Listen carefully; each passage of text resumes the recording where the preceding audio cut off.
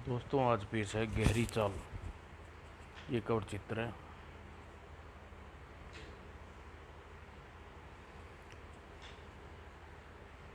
24 class teacher फिर number repeat किया, लेकिन जब उत्तर नहीं मिला तो कक्षा संबंधित करते हुए बोला, बच्चों, क्या तुम्हें कोई जानता है कि राजेश स्कूल क्यों नहीं आया? No sir. पता नहीं राजेश को क्या हो गया है, 4 दिन से लगातार गैर हाजिर हो रहा है। सर, उसके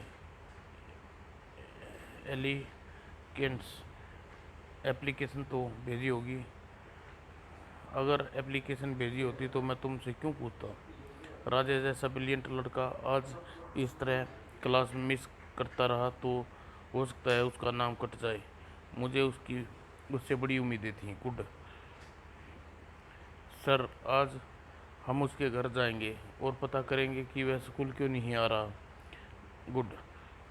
कहकर क्लास ने पुनः हाजिरी लगाने लगा और स्कूल की छुट्टी होते ही संजय और ने सलीम के साथ राजेश के घर की ओर चल दिया। संजय, मुझे लगता है कि राजेश बीमार हो गया है, वरना कभी क्लास मिस नहीं करता। पर उसे सूचना तो भेजनी चाहिए थी।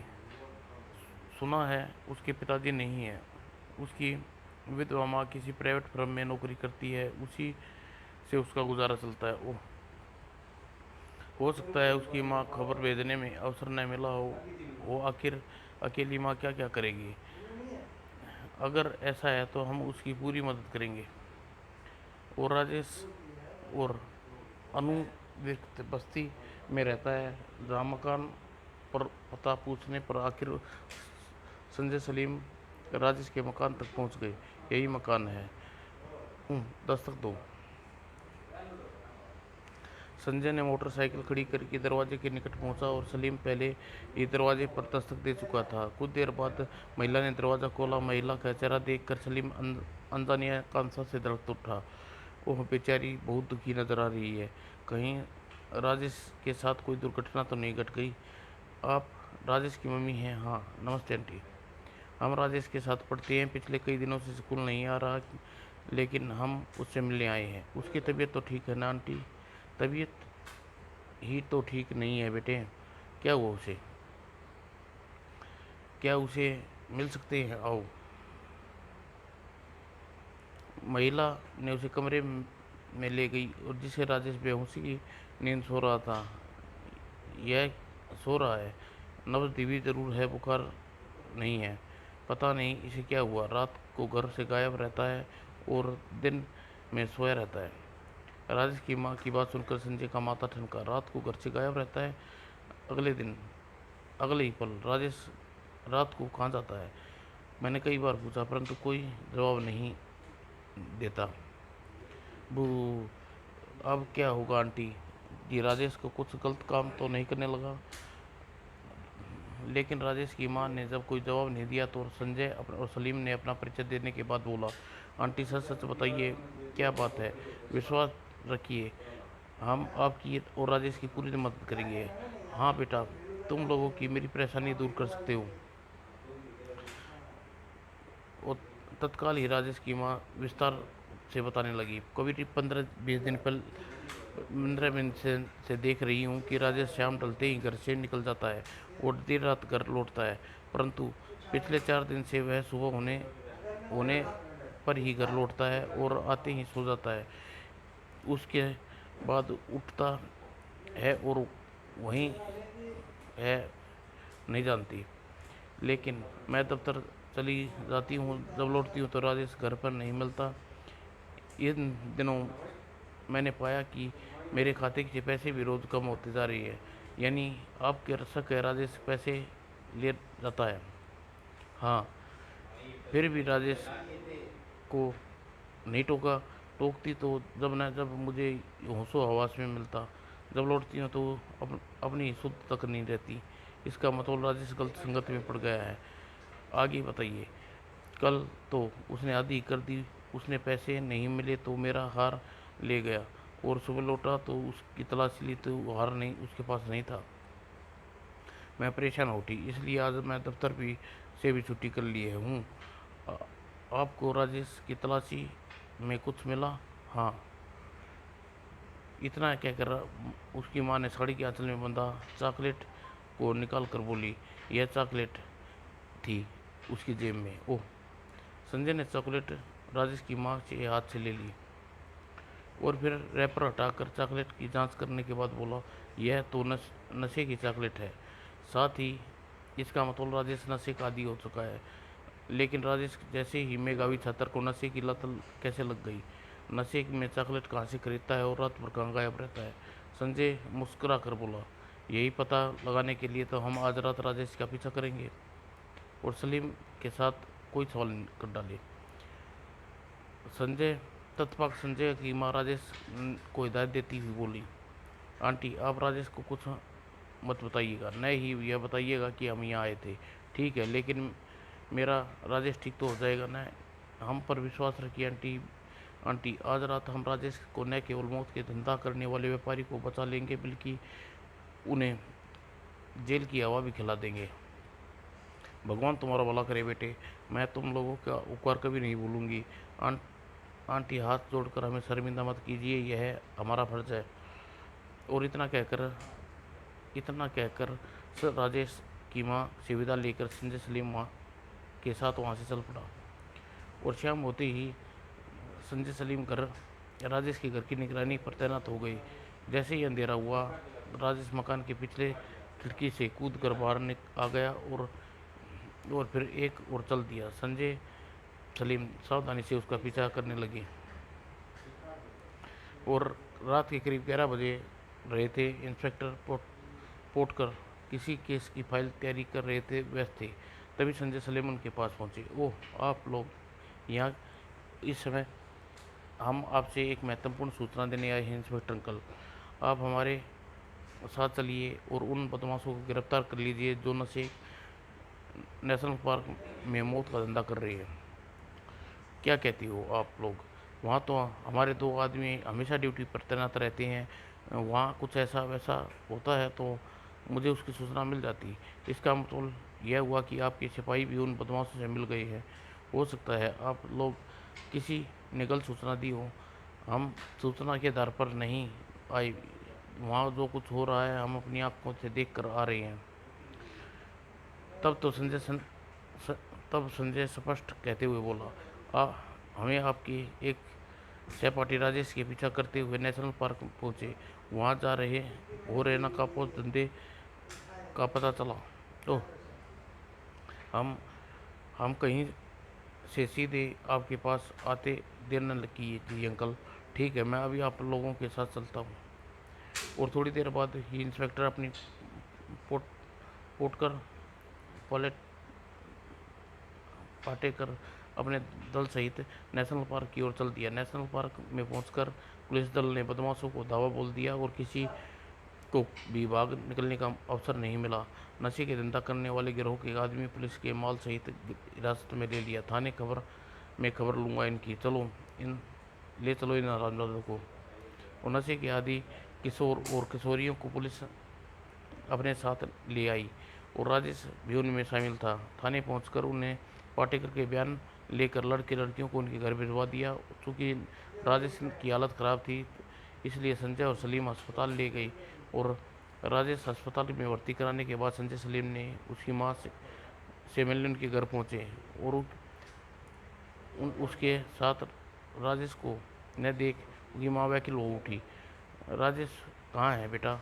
घबराइए नहीं आंटी, राजेश को अस्पताल में है, इलाज के बाद वह ठीक होकर घर लौटेगा। हमने उसे नशे के धंधा करने वाले गिरोह को पकड़वा दिया है। आज राजेश के अलावा और भी बहुत सारे लड़के लड़कियां इस गिरोह के चंगुल से छुटकारा मिल गया। तुम लोग सचमुच महान हो, भगवान तुम दोनों को लंबी उम्र दे। वो तत्पताल संजय सलीम राजेश की माँ को विदा लेकर घर लौट आए। दूसरे दिन संजय सलीम स्कूल जाने के लिए तैयार होकर चुके थे। तभी फ़ोन की घंटी बजी। संजय ने रिसीवर उठाया। Hello, Sanjay speaking.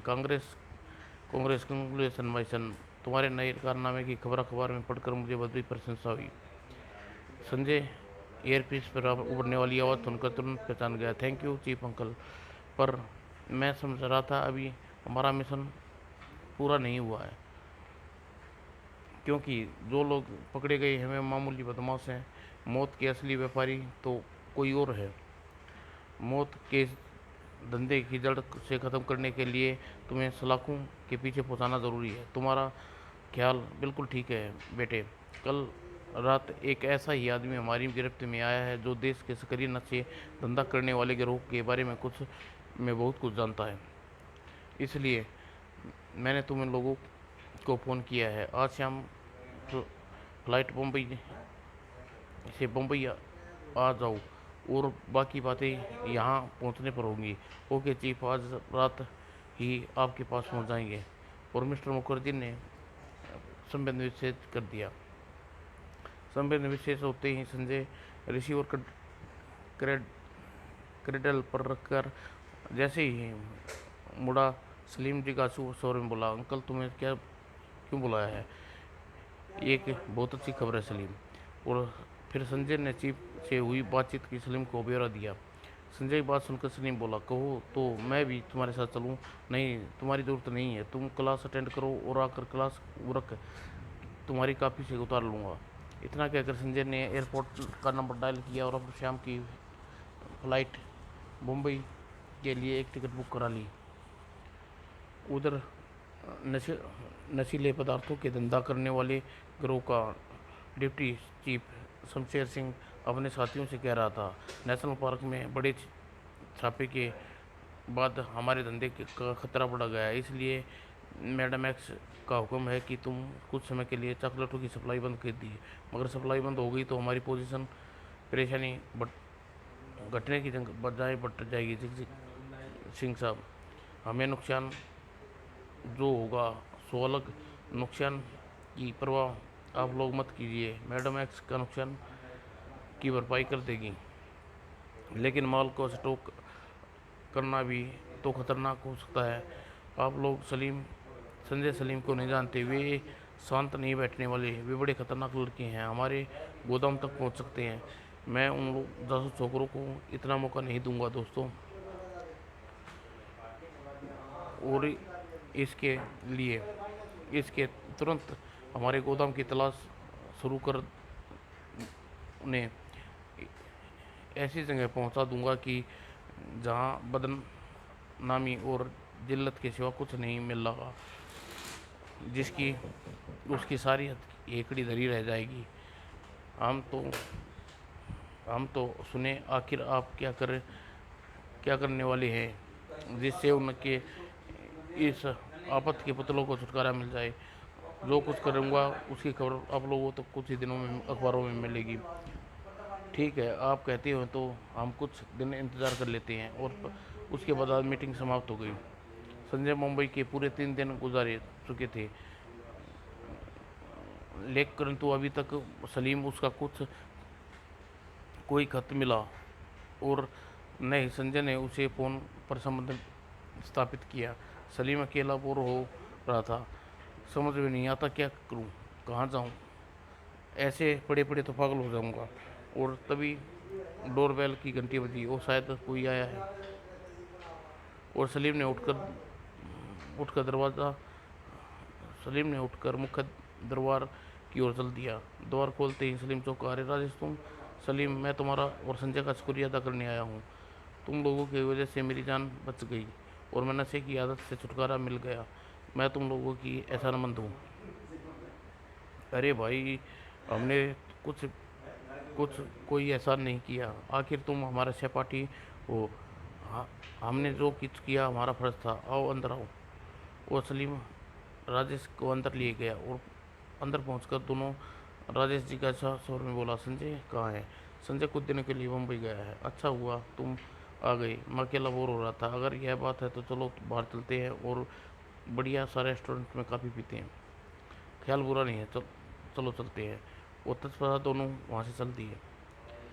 और सलीम और राजेश ने पहले ओम ओमेगा रेस्टोरेंट में काफ़ी पी और फिर घूमने निकल गए। मौसम काफ़ी सुहाना है, सड़क पर रौनक देखने लायक थी। राजेश, बड़ा मज़ा आ रहा है। अगर तुम न आते तो घर में पड़ा पड़ा बोर हो जाता। अभी सलीम बातें ही ख़त्म ही नहीं हुई थी, कार की गोली की तेज़ी से उनके बगल से गुजरी। बचाओ! कार के अंदर कोई सहायता के लिए पुकारती आवाज़ सुनकर सलीम बुरी तरह चौंका। शायद कोई औरत मुसीबत में है, हमें उसकी मदद करनी चाहिए। बेशक! और हामी भरते हुए सलीम मोटरसाइकिल की गति बढ़ा दी। कार चालक को भी शायद पीछा किए जाने का आभास हो गया। उसने भी कार की गति बढ़ा दी और थोड़ी देर बाद कार मुख्य सड़क से छोड़कर एक कच्चे रास्ते पर उतर गई। कुछ दूर आकर औरत को बाहर धक्का दे दिया गया। फिर कार तेजी से आगे बढ़ गई। सलीम औरत के निकट पहुंचकर औरत को मोटरसाइकिल रोकते हुए बोला, आपको चोट तो नहीं आई? ओह नहीं, बस मामूली खरोंच आई है। मिस्टर सलीम, अगर आपकी कार का पीछा न करते तो बदमाश मुझे किसी भी हालत में जिंदा न छोड़ते। सलीम युवती के मुंह से अपना नाम सुनकर मन ही मन चौंका। फिर बोला, आप मुझे कैसे जानती है? जानती तो थी पर पहचान नहीं थी। आज पहचान भी हो गई। उन बदमाशों ने आपको पहचान लिया था। उन लोगों ने जब आपका नाम लिया तो मैं समझ गई कि अब ये बदमाश मेरा कुछ नहीं बिगाड़ पाएंगे, क्योंकि वही हुआ जो पकड़े जाने की वजह से उन्होंने मुझे यहाँ छोड़ दिया और उसे समझा। कौन थे वे बदमाश? आपकी जान क्यों लेना चाहते थे? यह तो मैं नहीं जानती। मैं शॉपिंग करने के लिए शॉपिंग सेंटर से जैसे ही बाहर निकली, उन बदमाशों ने दो ने मुझे खींचकर ज़बरदस्ती गाड़ी में बैठा लिया और कार दौड़ा दी। एक ने मेरा मुंह दबोच लिया ताकि मैं सहायता के लिए न पुकार सकूं। लेकिन रास्ते में किसी समय मैं सफल हो गई। लेकिन आपको यह कैसे पता चला कि बदमाश आपकी जान लेना चाहती है? उन्होंने मुझे कार में घसीट तो कार में बैठा उसका एक साथी बोला, दीनानाथ की चेहती को यहीं ख़त्म कर दो।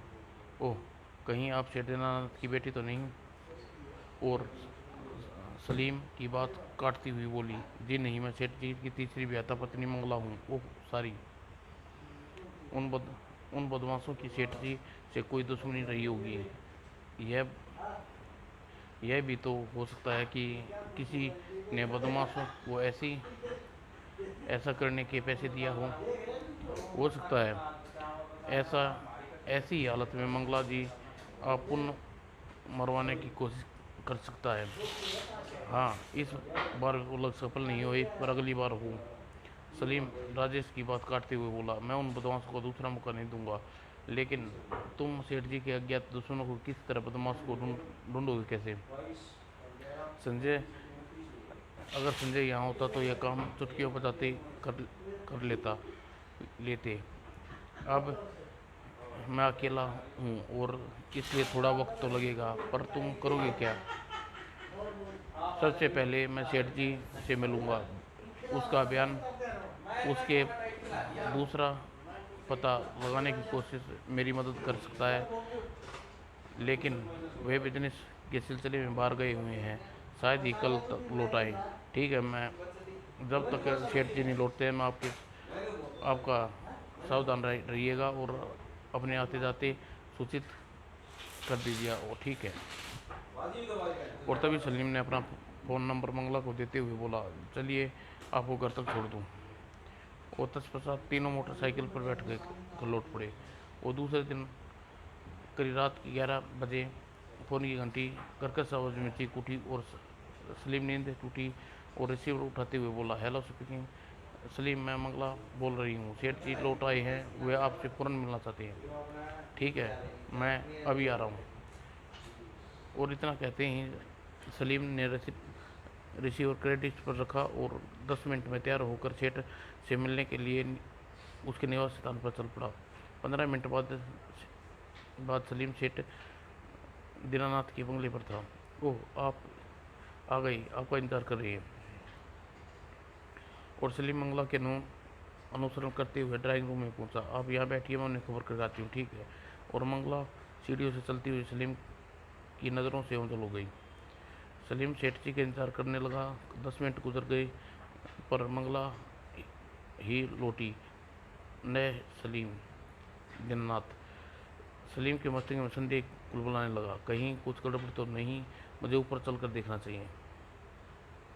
उत्सव उत्सुकता मन में दबाए हुए सलीम दबे कदमों से सीढ़ियाँ चढ़ने लगा। कोठी के ऊपरी भाग में पहुंच गया, लेकिन वहाँ व्यस्त सन्नाटा देख सलीम आश्चर्य की सीमा न रही। आश्चर्य है, यहाँ कोई भी नहीं है। आखिर मंगला और सेठ दीनानाथ कहाँ चले गए?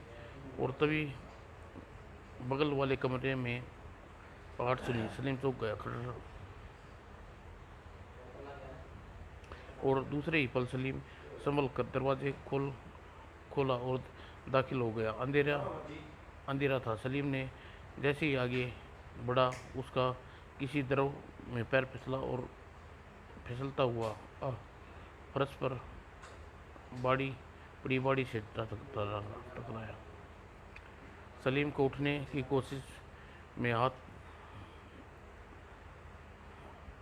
पैर फैलते और एक बाड़ी से लगे खंजर की मुठ पर जा टिके। सलीम के शरीर में जैसे करंट टूट गया। वो उछलकर खड़ा हुआ। जल्दी ही उसकी आठ स्विच ऑन किया और कमरे में प्रवेश होते ही उसकी नज़र फर्श पर पड़ी लाश पर पड़ी टिकी और बरबस ही बुदबुदाया, ए भगवान, यह तो सेठ दीनानाथ की लाश है। सलीम सोचने लगा, सेठ जी की हत्या कौन कर सकता है? आखिर मंगला कहाँ गई? शायद सेठ जी की अज्ञात दुश्मन सेठ जी की हत्या कर मंगला को उठा ले गया है। मंगला की जान खतरे में है। वह अभी ज़्यादा कुछ सोच ही रहा था तो मुझे पीछे जाना चाहिए। अभी वह सलीम किसी निश्चय पर पहुंचता कि पुलिस सायरन की आवाज़ उसने कानों सुनी। उसका माथा ठनक गया। पी वो पुलिस यहाँ इतनी जल्दी कैसे आ गई? पुलिस को हत्यारे ने सूचना किसने दी होगी? शायद हत्यारे ने। खतरा और खतरे का अभ्यास होते ही सलीम का ध्यान अपनी तरफ आकर्षित हुआ। ओह, अगर मैं इसी हालत में पुलिस के हाथ को यहाँ हुआ तो पुलिस मुझे इस सेठ का कातिल समझेगी। अगर शायद हत्यारे को मेरे यहाँ पहुँचने की जानकारी थी, इसलिए उसने मुझे इस मामले में फंसाने का पूरा प्रबंध कर लिया। मुझे पुलिस के पहुँचने से पहले यहाँ से निकल जाना चाहिए।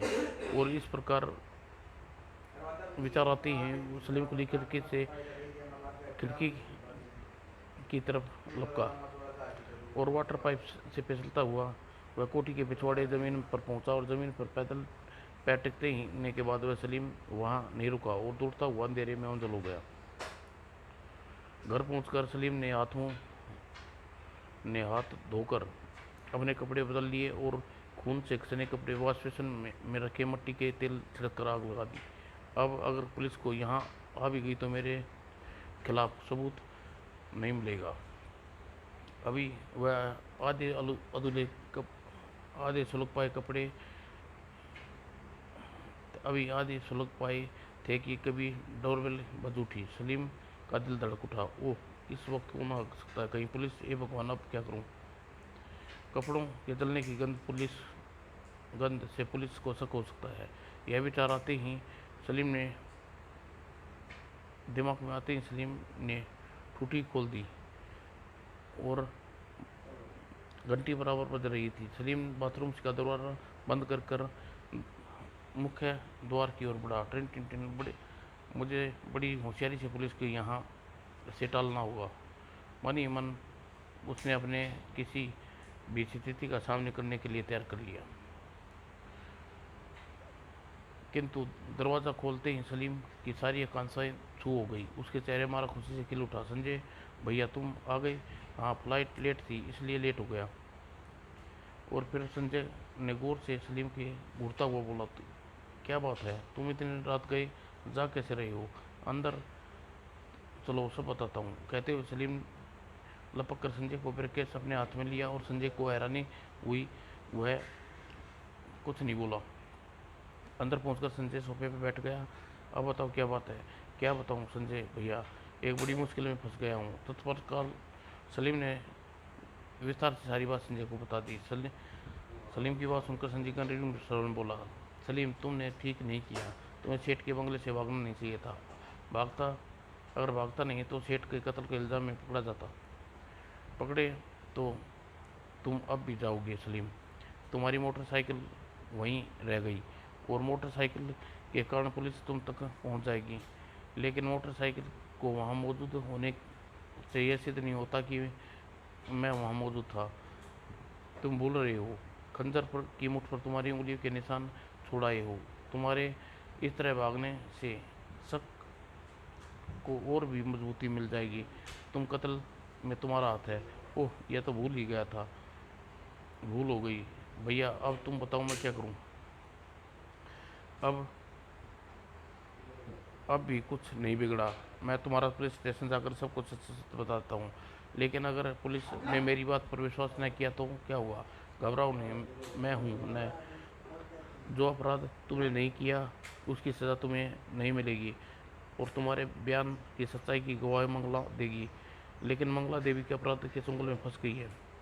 मंगला देवी जहाँ होगी उसे का पता लगा लूँगा और तुम्हें थाने ले जाकर अपना बयान दे डालो, ठीक है। तुम कहते हो तो चलो, मैं चलता जाता हूँ। चलो मैं तुम्हारे साथ चलता हूँ।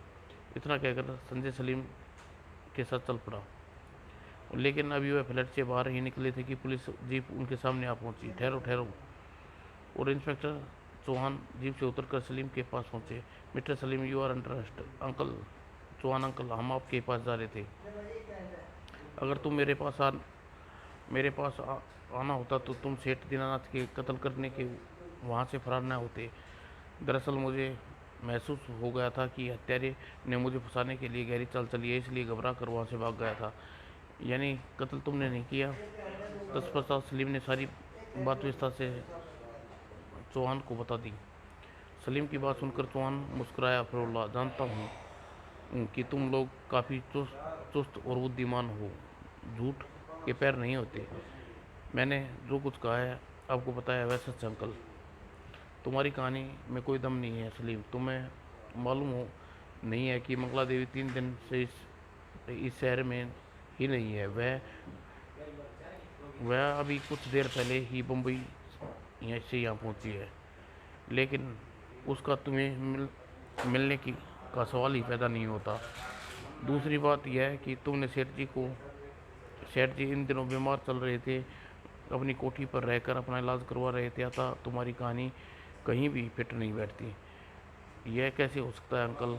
मैंने जो कुछ बताया है वह मंगला देवी के ने मुझे बताया था। उसने उसके बुलावे पे सेठ से मिलने वहाँ गया था, तो फिर सेठ जी के कत्ल क्यों करेगा। I am sorry mister Salim, आपको निर्दोष साबित करने के लिए अदालत में आपको मौका मिलेगा। फिलहाल मजबूर हूँ। मैं खुद अपनी आंखों से तुम्हें वहाँ भागते हुए देखा था। इतना कहने के बाद इंस्पेक्टर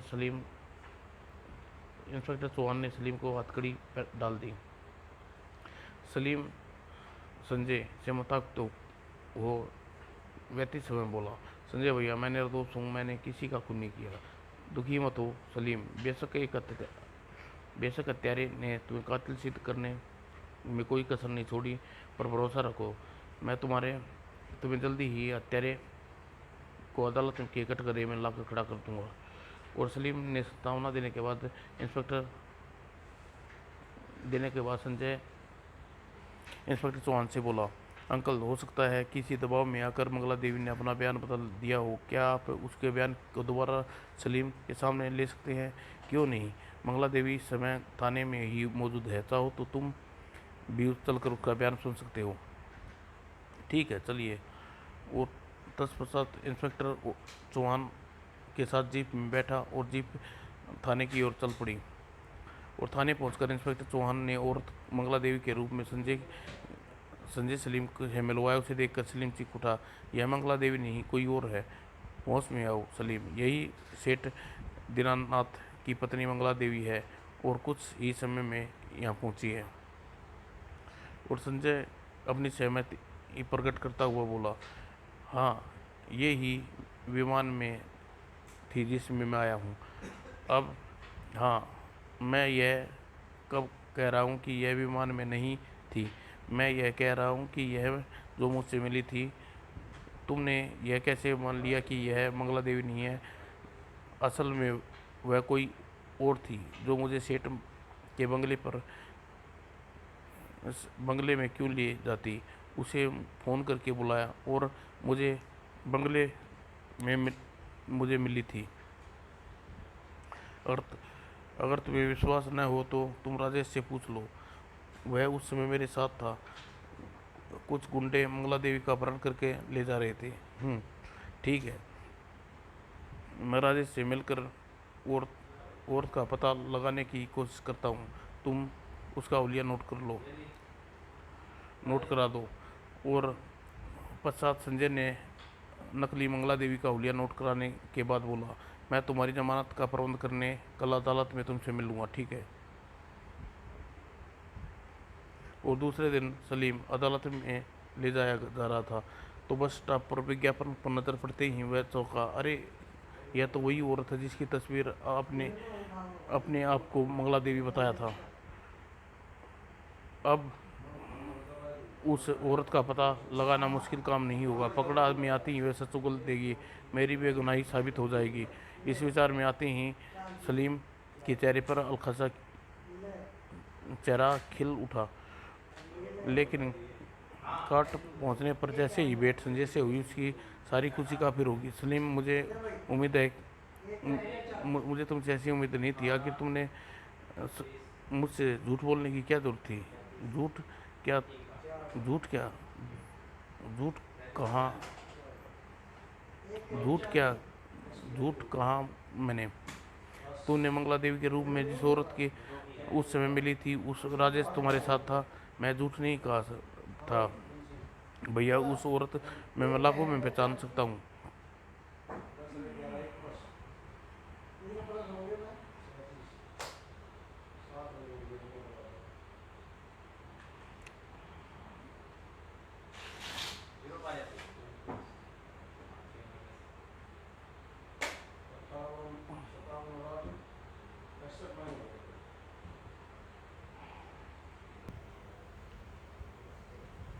उस तक पहुँचने के लिए हमें बड़ी सावधानी से काम लेना होगा। मैं तुम्हें संभलने का मौका नहीं देना चाहता हूँ। संभलने का मौका नहीं देना चाहता हूँ, ठीक है? जैसा तुम उचित समझो करो। और रोज डिपार्टमेंट विज्ञापन तैयार करने वाली कंपनी को पता लगाने के लिए संजय को कोई परेशानी नहीं हुई। वह कंपनी के पर्सनल मैनेजर के पास अपना परिचय देने के बाद बोला, सर, मैं आपकी मॉडल से मिलना चाहता हूँ जिसे आप रोज डिटेंशन कंपनी में मॉडल के रूप में इस्तेमाल किया है। आप मिस नैना की बारे में बात कर रहे हैं। वह हमारे एक विज्ञापन मॉडल की थी। उसके बाद वह कॉन्टेक्ट कैंसिल कर देना पड़ा था। दरअसल वह बड़ी महत्वाकांक्षी थी। पहले कॉन्टेक्ट के बाद उसने दाम दुगने कर दिए, अतः हमें उसे छोड़ना पड़ा। हम ही नहीं, क्या दूसरी विज्ञापन कंपनियों ने भी उसे काम नहीं दिया? मेरे ख्याल से अब वह बेवकूफ़ को एहसास हो चुका है। आपके पास उसका पता तो ज़रूर होगा। जी हाँ, मैं फाइल मंगाता हूँ। मैनेजर ने फाइल मंगवा कर संजय को मिस नैना का पता दिया और संजय मिस नैना के पता नोट करके कंपनी के ऑफिस से बाहर निकला। एक साल पहले का पता नहीं, नैना अब वहाँ रहती भी होगी या नहीं। संजय सस्पेंस में पड़ा नैना के फ्लैट में पहुंचा। कई बार बेल बजाने के बाद कोई उत्तर न मिला तो संजय ने गेट पर को सहज हुआ तो घूमकर पिछली खिड़की पर फ्लैट के रास्ते में दाखिल हो गया। यह तो गहरा सन्नाटा छाया हुआ है, पता नहीं कोई यहाँ रहता है या नहीं।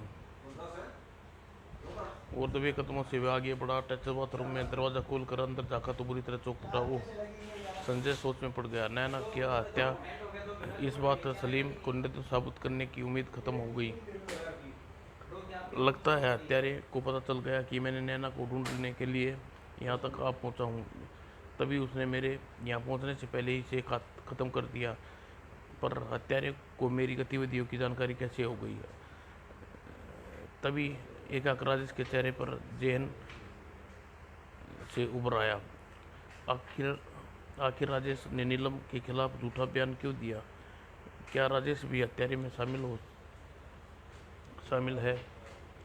और हो सकता है राजेश हत्यारे के दबाव में नैना की तरह वह भी उसके इशारे पर नाच रहा हो। कहीं नैना के बाद राजेश की हत्या न कर दे। राजेश के हत्यारे को पहचानता होगा, मुझे उसे बचाना होगा। और विचार दिमाग में आते ही संजय उल्टे पांव वहां से लौट पड़ा। और संजय राजेश के घर पहुंचा तो राजेश कहीं जाते देखा। राजेश कहाँ जा रहा है? मुझे इसका पीछा करना चाहिए। और कुछ दूर जाकर राजेश एक थ्री व्हीलर में बैठा। राजेश ने के कहते ही चालक ने मीटर डाउन कर दिया और स्कूटर रवाना होते ही संजय मोटरसाइकिल के पीछे लग गया। स्कूटर आनंद इनकलेव में एक कोठी के द्वार पर सामने पहुंचा कर रुका। राजेश ने स्कूटर का बिल अदा किया और स्कूटर वापस लौटते ही कोठी में दाखिल हो गया। संजय ने राजेश को अंदर जाते देख फौरन ही भाप गया कि राजेश वहाँ क्या करने आया होगा। मोटरसाइकिल को वहीं खड़ी कर ही पास की कोठी में गया और वहाँ से फोन इंस्पेक्टर चौहान को स्थापित किया। जल्द जानकारी दे के बाद बाहर निकल आया। मुझे अंदर जाकर स्थिति का जायजा लेना चाहिए। राजेश की जान खतरे में है, मुझे हर हालत में उसकी रक्षा करनी चाहिए। और मन ही मन निर्णय कर वह संजय उस कोठी में चल दिया। राजेश दाखिल हुआ था। संजय ने कोठी में दाखिल होने के पिछला रास्ता चुना। जल्दी ही बिना कोई परेशानी के कोठी में दाखिल हो गया। कोठी में पहुंचने पर उसने अस्पष्ट आवाज़ें सुनाई दी। वह तुरंत आवाज़ की दिशा में बढ़ गया और थोड़ी देर बाद ये अधखुले दरवाजे के पास खड़ा हो गया। अंदर से आ रहे वार्तालाप को अब स्पष्ट सुनाई दे रहा था। मंगला, मेरी योजना कामयाब हो गई थी। एक तीर से हमने दो निशाने शिकार कर डाले। हाँ, तुम्हारे दिमाग का जवाब नहीं शमशेर, तुम्हारे रास्ते में दो कांटे हट गए। और आज यह योजना न बनाई होती तो मेरा खेल अब तक खत्म हो चुका होता। दीनानाथ को हमारे अवैध संबंधों का पता चल चुका था। यह जान चुका था कि व्यापार की आड़ में नशीले पदार्थ का धंधा कर रहे हैं। और तुमने तो हम फिर भी निमट लेते, लेकिन संजय और सलीम से निमटना बड़ा मुश्किल था। वे बदमाश हमारे पीछे लग चुके थे। उन्हें सबक सिखाने के लिए मुझे यह योजना बनानी पड़ी। अब डबल यह अच्छा हुआ कि उस समय मुंबई में थी। मुंबई में हमारा जो आदमी पुलिस के हाथ लगा था वह हमारे कई अड्डों को पुलिस को बता दिया। पुलिस ने छापे मारकर हमारा काफ़ी माल बरामद किया था। हम काफ़ी नुकसान हुआ है। भगवान का शुक्र है कि बच निकले। इस बचने में सफल हो गए। संजय को अब सपने में भी गुमान नहीं होगा कि मैं ही इस गैंग की मुख्य मैडम एक्स हूँ। ठीक, फिर क्यों फिक्र क्यों करती हो मंगला? तो सलीम को फांसी होते ही संजय को ठिकाने लगा दूंगा।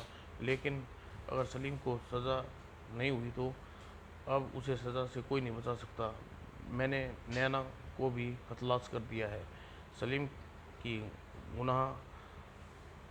बेगुनाही का कोई सबूत नहीं बचा। यह क्यों बोलते हो? राजेश अभी जिंदा है। मेरे ख्याल से संजय को शक हो चुका है कि राजेश के मुंह से खोल दिया तो तुम फंस जाओगी और असलियत से वाकिफ है। मैं उसका इंतजाम कर चुका हूँ। मैंने उसे रुपये देने के बहाने यहाँ बुलाया है। जैसे ही वह यहाँ आएगा उसे कैद कर लूँगा और मौका मिलते ही उसे भी ठिकाने लगा दूँगा।